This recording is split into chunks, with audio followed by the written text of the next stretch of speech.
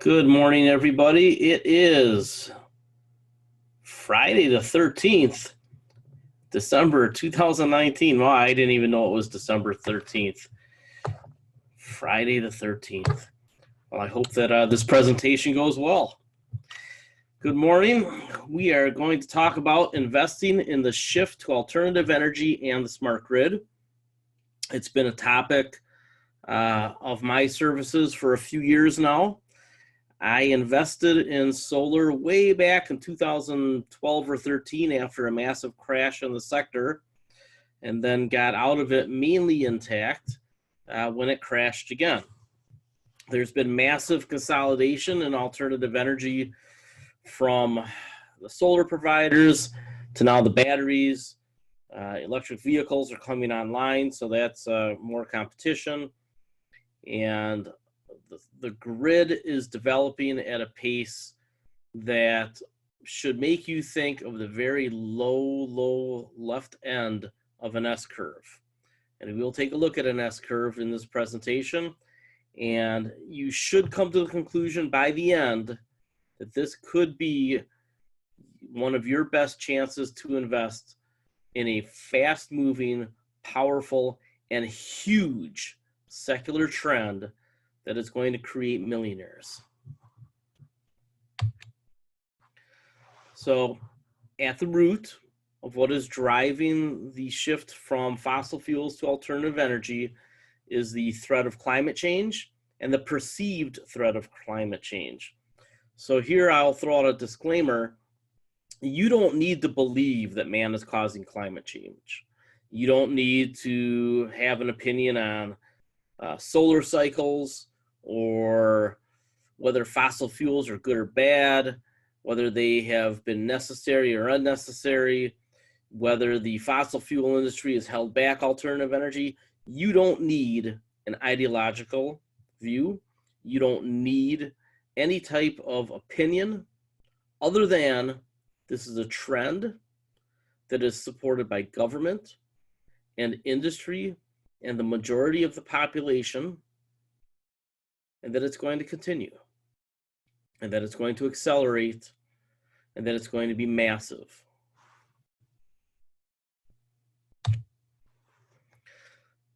The climate change movement, sustainable economy movement has been around a very long time. It goes all the way back to the 1700s when the term sustainability was first coined, and it had to do with disappearing forests.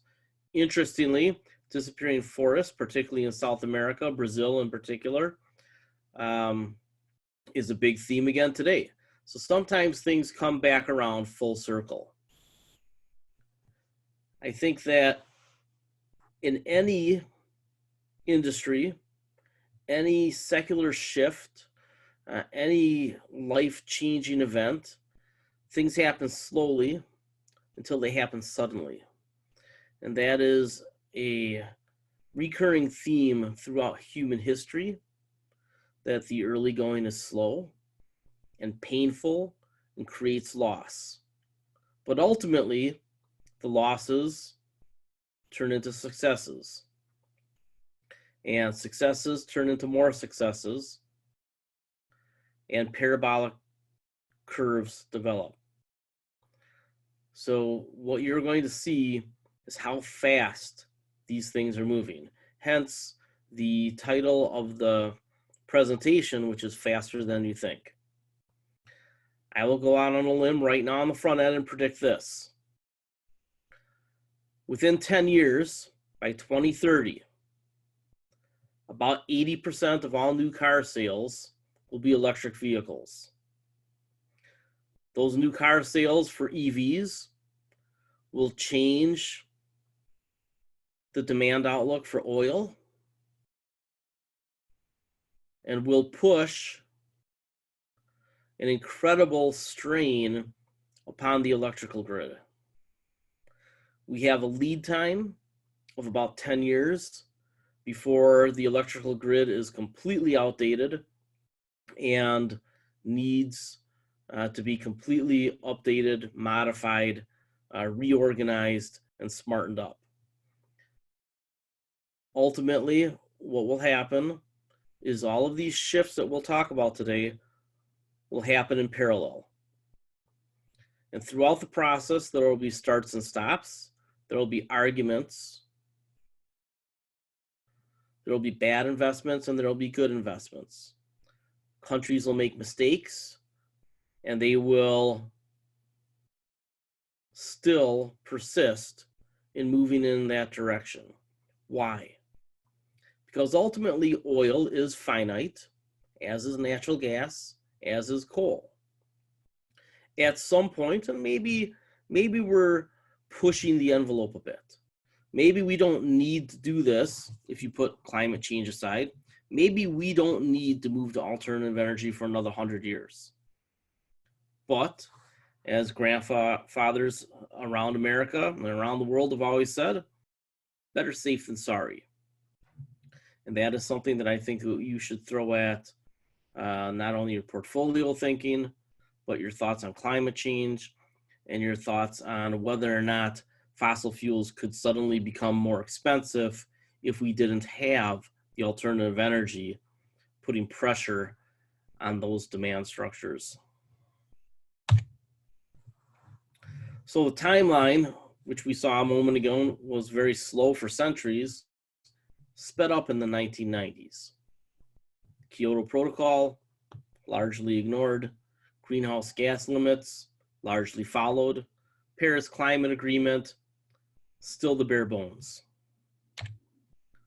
But the rise of ESG investing in 2016, which was foreseen and foreshadowed by Larry Fink at BlackRock,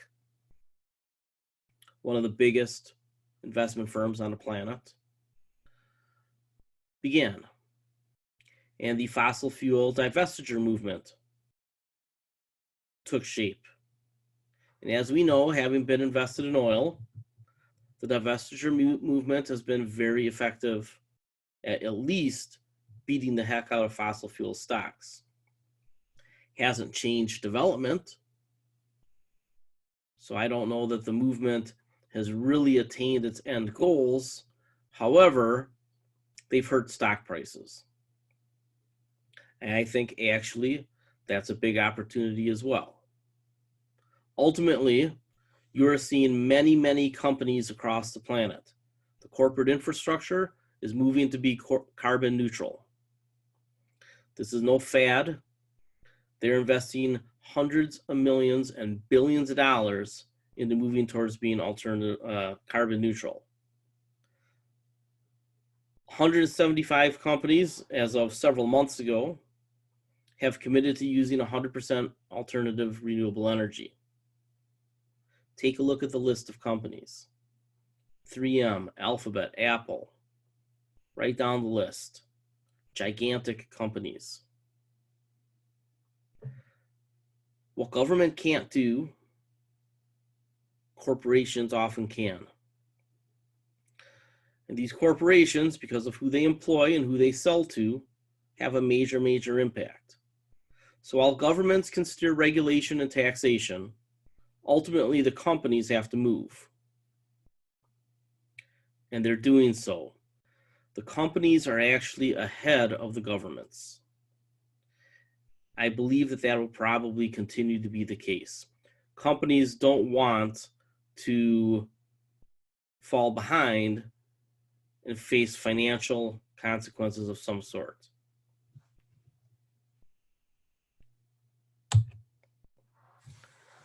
The trends in electricity generation are pretty clear at this point. If you take a look at this chart from the EIA,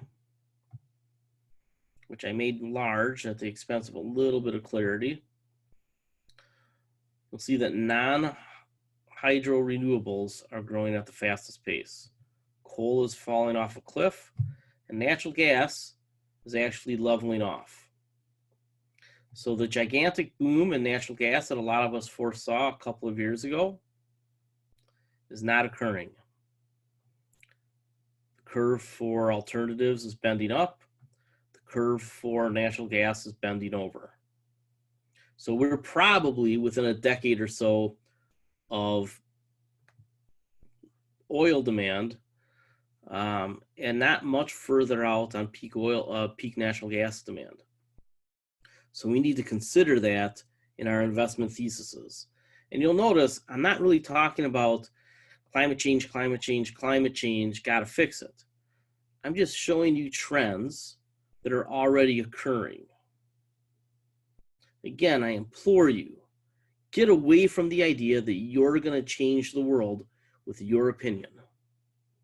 Maybe there's one of you out there, but the likelihood is that we're all just riding along.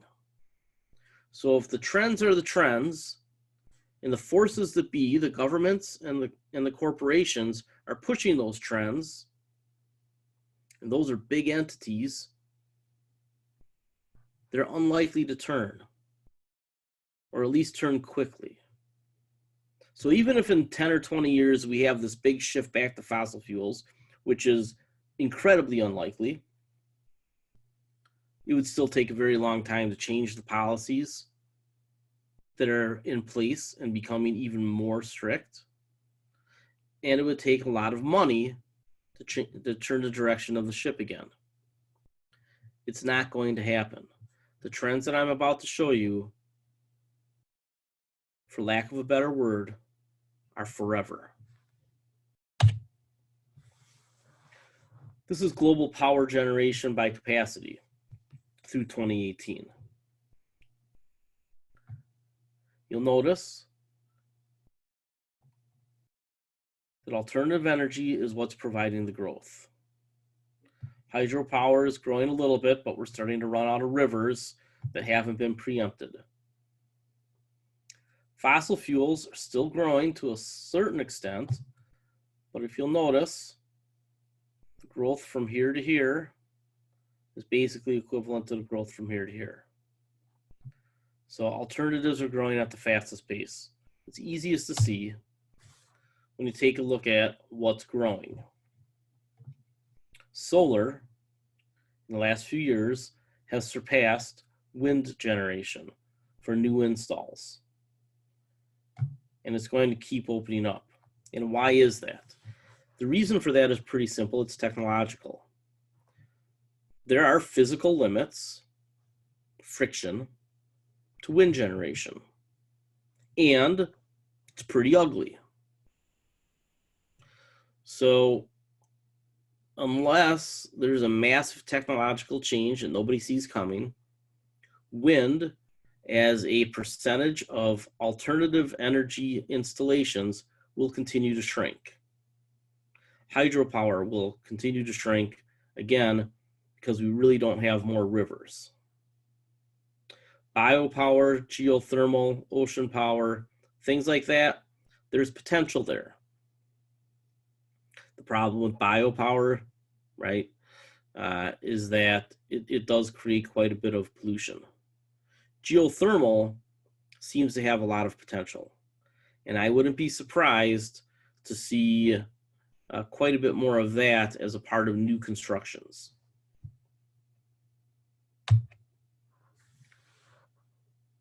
According to Elon Musk, solar will be the single largest source of electricity generation at some point. I think he's right.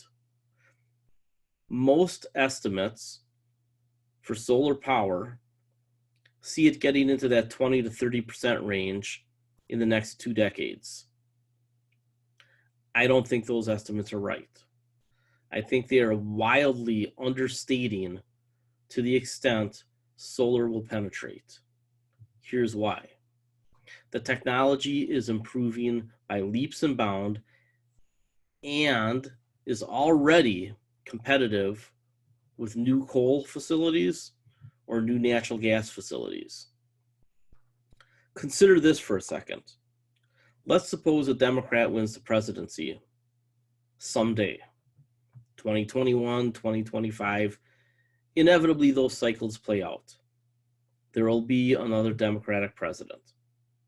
And the likelihood is that that president puts a lot more pressure on the coal industry, whether by outlawing exports and financing outright, or simply coming down with the full force of the Environmental Protection Agency.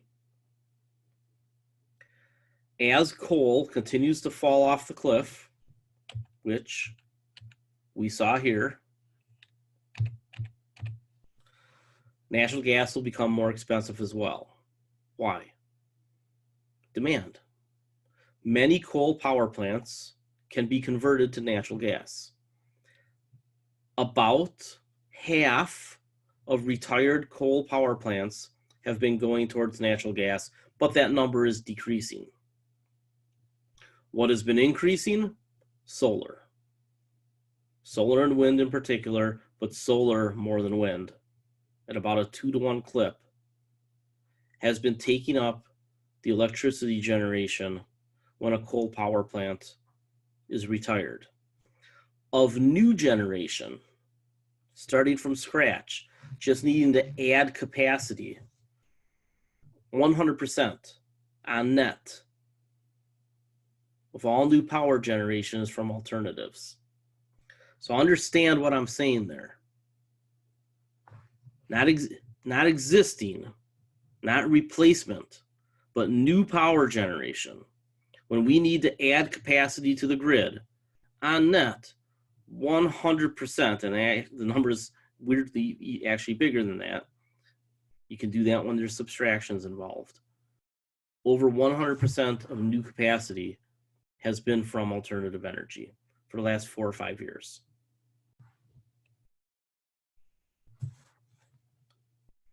I believe that solar will make up at least half of the grid by 2040 and could be 80% of the grid by the middle of the century, 2050, 2060. That would represent the more mature end of the curve. EVs will play a big role in this. They will continue to generate more electricity needs. Estimates are for 40% more electricity to be needed by 2040. I believe that that is probably a bit low as well. Many of the estimates that you see are from interested parties versus disinterested parties. So I'd be looking towards the investors, the smart ones, and the academics to put out the projections that will probably play out. The industry estimates, which often are funded or come from the fossil fuel industry, are often wildly wrong and skewed in their favor. As EV penetration goes up, and look at this growth rate, right? And we're still in the hyper growth period. And that'll last for a long time, 7, 8, 9, 10 years. Until more EVs are being sold than internal combustion engine cars. Some of the most aggressive estimates for EV penetration are that there'll be half of the cars being sold by 2030. Those are some of the most aggressive estimates. I think those are wildly low as well. There's a handful of investment firms out there and academics, Tony Seba being one of them, that projects that about 80% of new car sales in a decade will be electric vehicles or some sort of hybrid. I agree with that now. It took me 3 years to come to that conclusion, but the charts are the charts, the numbers are the numbers, the trends are the trends. Electric vehicles will probably make up around 80%. Again, throw in all different categories of electric vehicles. I've always thought hybrids made a lot of sense, but as the EV technology, especially at the battery level, gets better, it looks like the EV will be the winner, with the possibility that some sort of SUV being on a hybrid chassis could make a lot of sense. However, and that has to do with suspension. If they can improve suspension, then EVs completely take over. But in any case, about 80% of all new car sales will have some electric motor component by about 2030. Consider what Ford and GM are doing. As subscribers know, I've been talking about Ford just a little bit, and I'll talk about Ford a little bit right now. I think that the Mustang Mach 3, whatever they're calling it, the SUV. I've seen the videos online, and I'm trying to go to Detroit to drive one. The design is revolutionary. I believe that Ford is going to lead EV adoption and make it mainstream in America. I think that there's less angst about Ford than GM because Ford didn't really take the bailout. They didn't go bankrupt. They got help, right? They got loan provisions, but everybody knows that GM went bankrupt. Ford did not. I think there's more goodwill among the American people towards Ford. So if Ford is telling you, hey, it's time to go EV, and they're taking kind of an all-above approach with hybrids and whatnot, but their deal with Rivian and then now their development of the Mustang seemed to me to signal a sea change in acceptance of this market. Right now, we know that most objections to EVs are based on Elon Musk and Tesla hate. Oh, he's a liar, he's a this, he's a that. This chart that you're looking at is almost all Tesla. Technology moves in fits and bursts, and sometimes it stalls. And to whine about what Tesla has done, because it hasn't always been on the exact time frame that they thought they would be able to make, or the aggressive end of the time frame which they publicized, which they really had to do for investment purposes, I think is nitpicky and falls into the idea that people are letting ideology guide their investment decisions. A trend is a trend. Sometimes it shakes, sometimes it wiggles, but ultimately you're staring at it right now. Here's another trend. The cost of electric vehicles, and this chart is 3 years old from Tony Seba, has been coming down consistently. We see that the new Tesla Model 3, with all the bells and whistles, is under $50,000 a year now. And you should be comparing that to a high-end Toyota Camry or even a Lexus. And I'd say probably a Lexus. The difference in price between a souped-up Model 3, right, the one with the things that you'd want, being in the mid to upper 40s, is not terribly different anymore than a souped-up Toyota Camry, which is generally one of the top 1 or 2 or 3 selling cars in America. So if you can get a Camry that's got all the bells and whistles for $40,000, and they do offer a hybrid now, which again points to the power of these models, versus a Tesla 3 for another $7,000 or $8,000, which one are you going to buy? Now, I happen to love Toyota. As a practical matter, I can see buying a Toyota hybrid. However, there are millions of people who want the Tesla. Why? Status. They just want the EV. They want an American car. Tesla is probably the most American car made. So there's a lot of arguments why companies like Tesla, and I think ultimately Ford, are going to do very well. I think GM hangs in there, but I think you see more pain at GM. So the EV S-curve. All right, let's take a look at the S-curve for electric vehicle development. We know that Northern Europe is leading. And part of that has to do with their desire to get off of fossil fuels. So in Norway in particular, they can just keep selling the oil and getting rich on the oil while they move to EVs. They have climate concerns. And whether you think they're being a bit hypocritical or not, the fact is that they are moving towards buying 80% EVs. They're almost there already. That trend is going to persist throughout the world.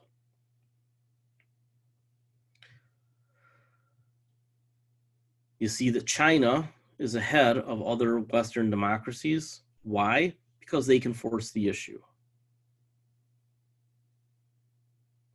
Their laws state that by 2030, unless you're really rich, you can get an exemption, your choice is an EV, an EV, or an EV. That'll be your choice in China. Pretty large portion of the population. The United States and other countries are further to the left, right? You can still see what's going on. Here's the growth rate, but it's still nascent. There's not much going on just yet. When companies like GM and Ford tell you that they're getting rid of their gasoline-powered cars to replace them with EVs and hybrids, something's afoot. Virtually all the other car companies in the world are doing the same thing. There simply is not going to be a lot of internal combustion engine cars available to buy in about 10 years. They're just not going to be getting sold. Because they're not going to be getting made. There'll be some sports cars, some muscle cars, some high-end luxury cars, some trucks. But that'll be about it.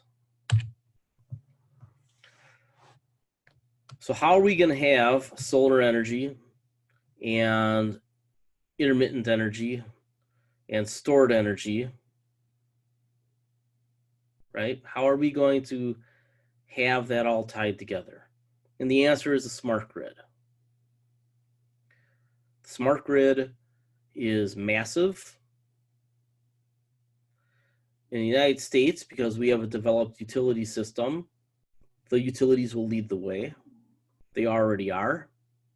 And ultimately, you're going to find a lot of benefits to certain companies, not only because they're building this out, but because they're going to be able to get to use it and reduce their energy costs. Don't underestimate the benefit to industry of cheaper energy. We know that throughout economic history, when energy got cheaper, industry did better. Why? Because they're not going to lower their prices as much as they save on their energy. So even the smokestack industries are going to do better. The ones that learn how to adapt. So I like this because it shows the different places where the smart grid is going to play out.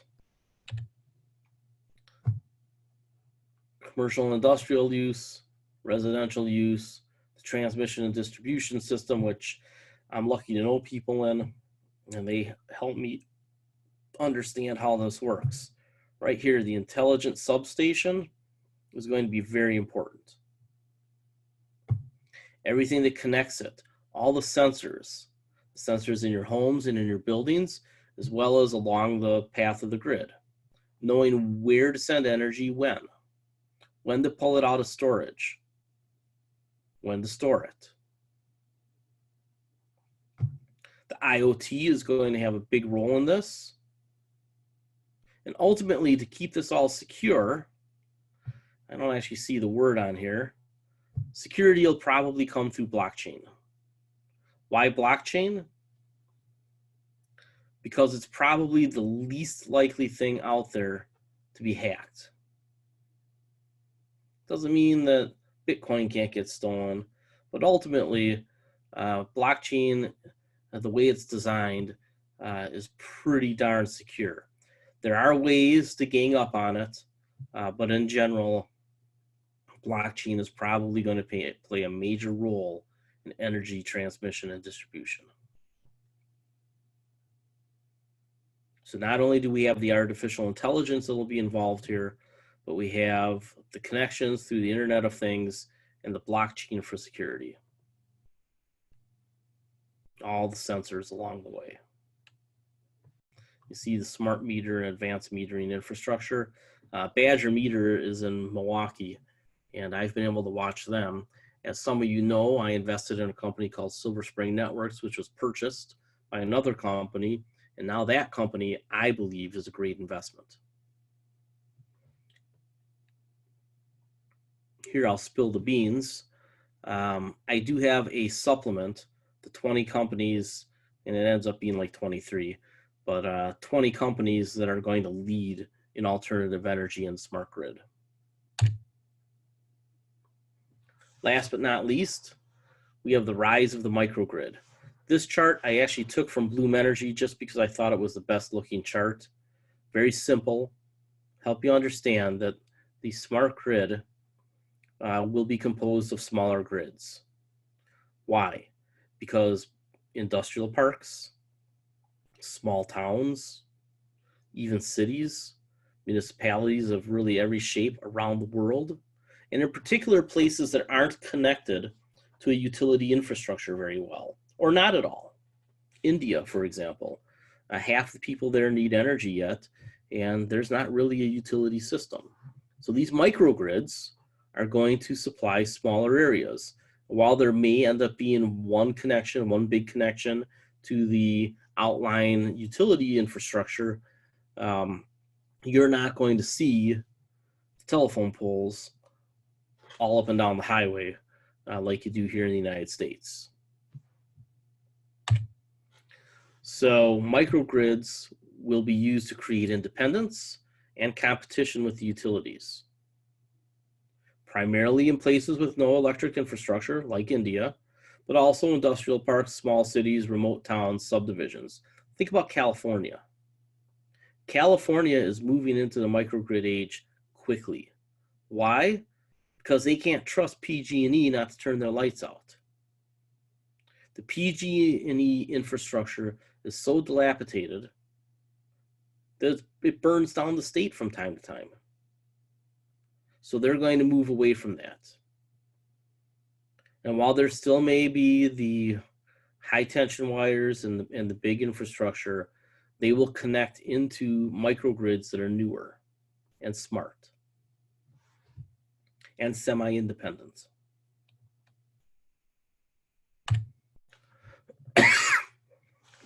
If you're not convinced that this is the wave of the future, I don't know what else I can show you. If you put into your search engine, presumably Google, but hey, if you're using something else, good for you. What you'll find is if you put in smart grid trends or alternative energy trends or just alternative energy charts or smart grid charts, you will find thousands of things that can probably convince you that this is the wave of the future. Now consider how big this market is. And I don't even have a slide in here for this, but everything uses energy. Now imagine adding most of the cars on top of that. Even with conservation, even with ways of being more efficient, the lowest estimates I found out to the middle of the century is that we're going to need 40% more energy. And I actually believe it's going to be closer to double. Why? Because I think the EV penetration will be faster and bigger. So if we need around twice as much energy by the middle of the century, how are we going to get there? We're not going to burn coal. And we're probably not going to burn a lot more gas, a little bit more. We're not going to build nuclear power plants. Even if some people make great arguments why we should, it's not going to happen. We're going to use solar, mostly, and some wind where it makes sense, especially if some of these new windmills, which don't kill millions of birds, prove to be effective and efficient, cost efficient. And the battery technology that's coming, which we've barely touched on, but the battery technology that's coming is very, very good. And there are 6 or 7 different ways to get grid level battery storage, energy storage for pretty cheap and without being toxic. The cars are the battleground for batteries. Lithium is most effective for small. There's all sorts of ways to store energy for big. Cars are in the middle.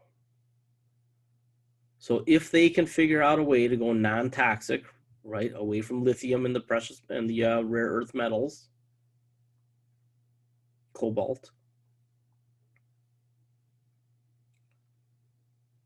then the car is going to become basically a traveling battery pack that you can not only use to travel with, but if you camp, if your house somehow goes down, it'll be backup energy. But the reality is the challenge with cars is just to make them non-toxic. And that's an argument that you hear from the naysayers who don't look forward on technology. They just look backward at, hey, oil used to be a great investment. And I love oil. And I don't believe in climate change, or whatever it is, their reasoning.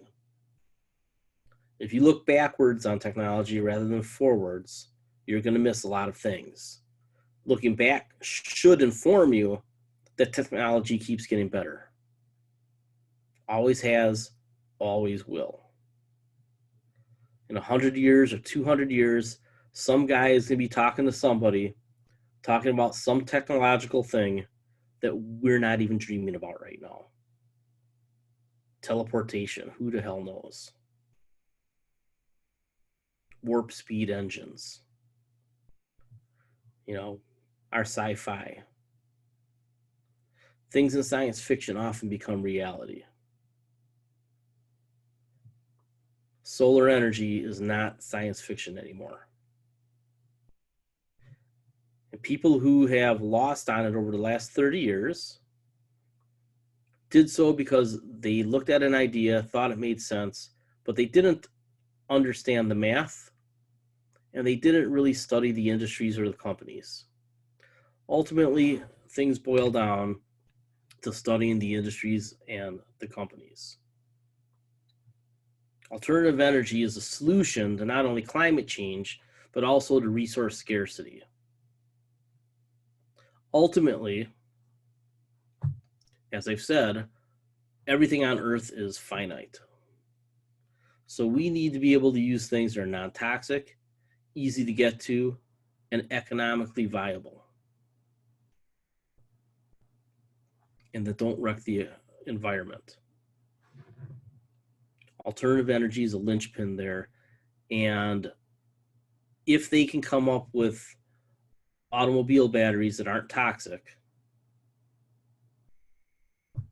we're going to have quite the revolution on our hands.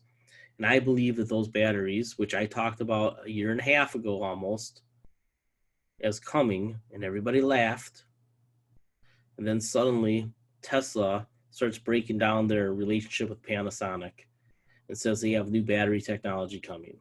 The Army Corps of Engineers releases some things. Nant Energy comes out. MIT has a new technology. Non-toxic batteries are coming. And somehow, in some form, they will end up in cars. And maybe even smaller devices. Maybe we stop using lithium all the way down to cell phones and wristwatches. I don't know.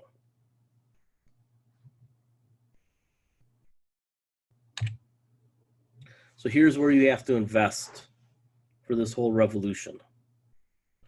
You want to invest in the brains. Why? Because that is already making money. IoT, blockchain, and AI.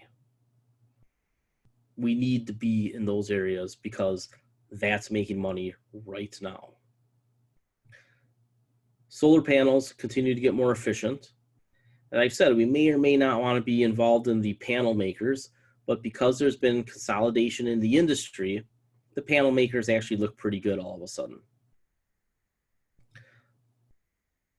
The sector has done well in the last year and a half, so we have to be careful to make sure that we find bargains. We're looking for growth at a value price. It's hard to find both characteristics. sometimes we can only get growth at a fair price rather than on the cheap. If the growth is high enough in that 20% or greater range, then a fair price is just fine. Battery storage still has hurdles, but there are multiple technology improvements coming. I believe we probably want to focus where the end users benefit, because trying to figure out which technology on the battery side is going to win is going to be difficult and speculative. What we should really focus on is the industries that will benefit from whatever technology wins out. And then ultimately, microgrids are going to be a big deal in small town America and in the emerging world, and in industry. In corporate industrial parks around the world probably will benefit hugely by having their own microgrid infrastructure. You've already seen, if you drive around America like I do, or just in your own towns, in your own cities, solar on top of factories, or on top of Kohl's, or on top of Walmart. It's easy for them to put solar on top of those box buildings. That is going to be a massive, massive market that develops over the next decade, which is why one of the companies that I've been following that I got us into at $5, $6, $7 a share, and it's still at $5, $6, $7 a share, so you can buy it now as well. I think that stock's going to 100. So if you become a member of any of my services, you'll get the list of companies. So here you go. If you need to talk to me, need to contact me, you need to visit me on Fundamental Trends, and read me at Seeking Alpha. So Seeking Alpha is the place to find me. And I think if you become involved here, you're going to make a lot of money. There is a cautious way to do this. I encourage you to take the cautious route. As Warren Buffett has pointed out over and over again, managing your risk, right? Having a margin of safety, that's the service at Seeking Alpha. Having a margin of safety when you invest is how you succeed. Avoid the big permanent losses, get in front of the big trends, try to get fair prices, try to get cheap prices when you can. I'm going to take some questions and answers, but I'm going to end the recording here. And if you would like to subscribe, see the opening screen. Actually, it'll be an end cap. Maybe in the comments. I don't know. I'll have to figure out a way of getting you the information. But if you go to Margin of Safety Investing at Seeking Alpha and look me up, I can give you a year for half price. Or if you go to Fundamental Trends and sign up with the code SMART50, you can get the sustainable investing package, or you can get the trading package, which is called Rare. But use the code SMART50 and you can get that for half price as well. Have a great weekend, and stick around for some Q&A.